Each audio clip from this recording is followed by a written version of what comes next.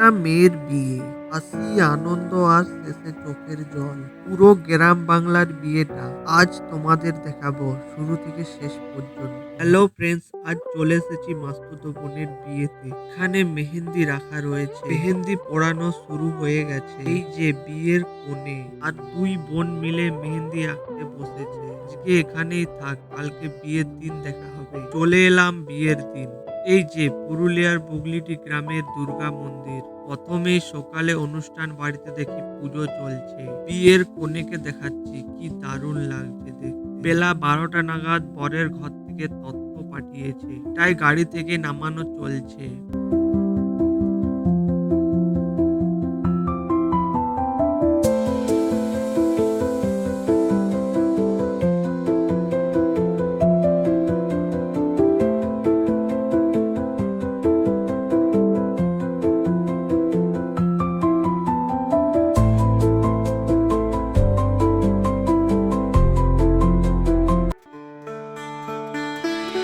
কিছুক্ষণ পর শুরু হয়ে গেল গায়ে হলুদ।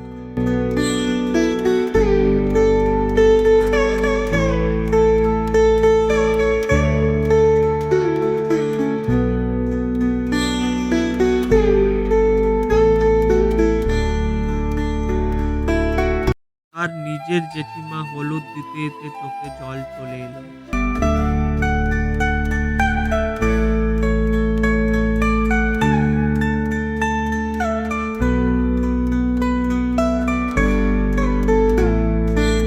আমাকেও হলুদ মাখিয়ে দিল।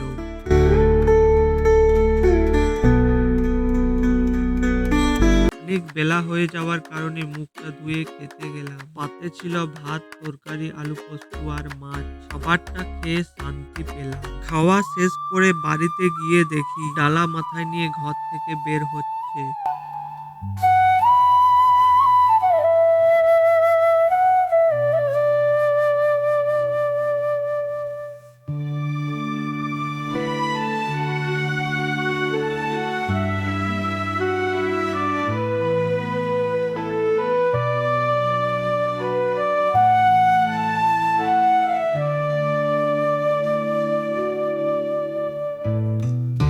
আমিও তাদের সাথে এগিয়ে চললাম।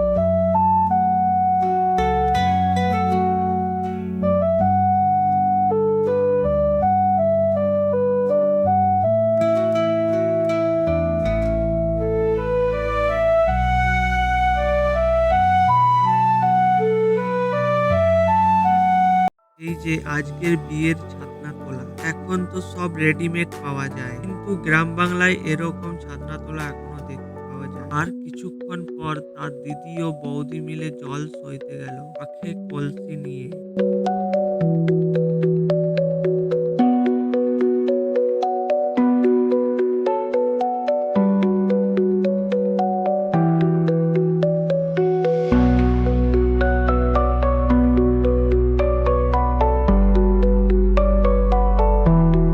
এবার আমিও চললাম সঙ্গে জল সইতে।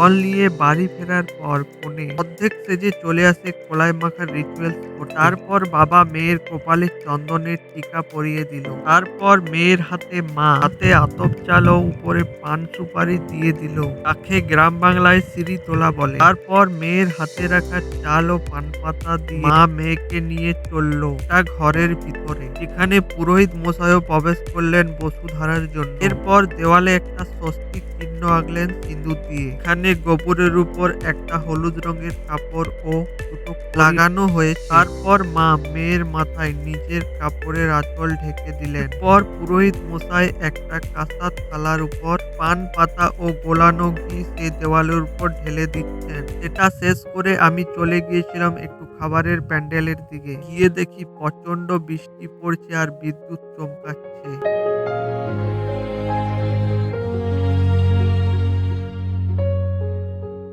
এরপর বাড়িতে এসে ঘরের ভিতরে ঢুকে দেখি বোনকে আলতা পরানোর জন্য নাপিত এসেছে। তার বাইরে বৃষ্টি পড়েই চলেছেন, তবুও তারা এসেছেন।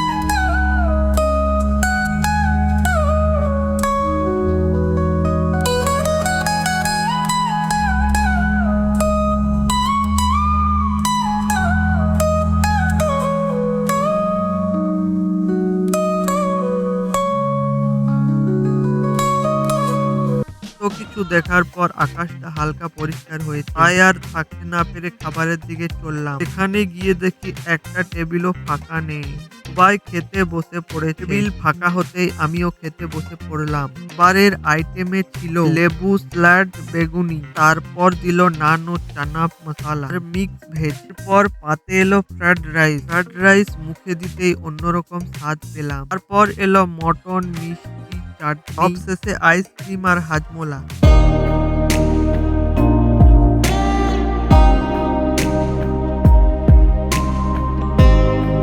বোনকে একবার দেখুন রেডি হয়ে কি দারুণ লাগছে। বোনকে আজ সত্যি অসাধারণ লাগছিল।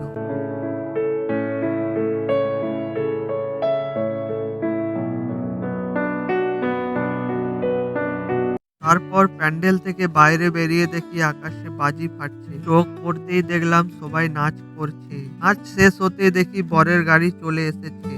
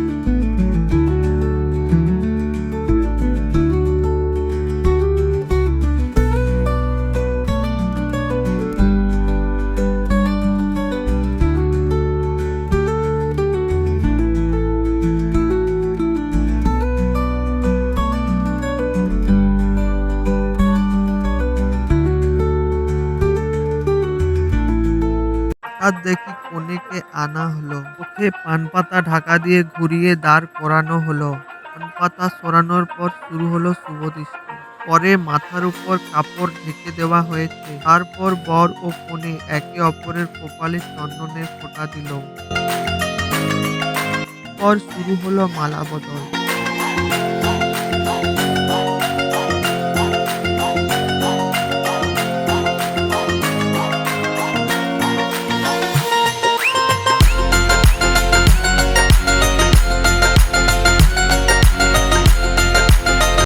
নিয়ে চলে গিয়েছিল, আবারও কনেকে নিয়ে আসা হচ্ছে। দিচ্ছে। তারপর বর ও কনেকে সামনাসামনি বসে দুজনের হাতের উপর হাত রেখে একটা কাপড় দিয়ে বেঁধে হস্তবন্ধন হচ্ছে। তাদের হাতে একটা পান পাতা দেওয়া হয়েছে। মা মেয়ের পিঠে গামছা ধরে বসে আছে পিছনে। বাবা পাশে বসে মন্ত্র পাঠ করছে। পর তাদের হাতের বন্ধন খোলা হচ্ছে। সাথে সাথে কে কতটা পান ছিঁড়তে পারে। এরপর মেসোমশাই বরকে পিতলের কাঁসা বাসন ছুঁয়ে বর যাত্রীদের হাতে তুলে দান সামগ্রী অর্পণ করছে। মেয়ের বাবা শালপাতা করে বরের হাতে জল তুলে দিচ্ছে কন্যাদান হিসেবে। কনের বর তার বাঁ হাতের কড়ি আঙুলটা ধরে দাঁড় করিয়ে একটু কাছে টেনে ঠিক তার নিজের ডান পাশে দিকে বস করালো। এবার আবার দাঁড় করিয়ে ঘুরিয়ে তার বাঁ পাশে বস করিয়ে দিল।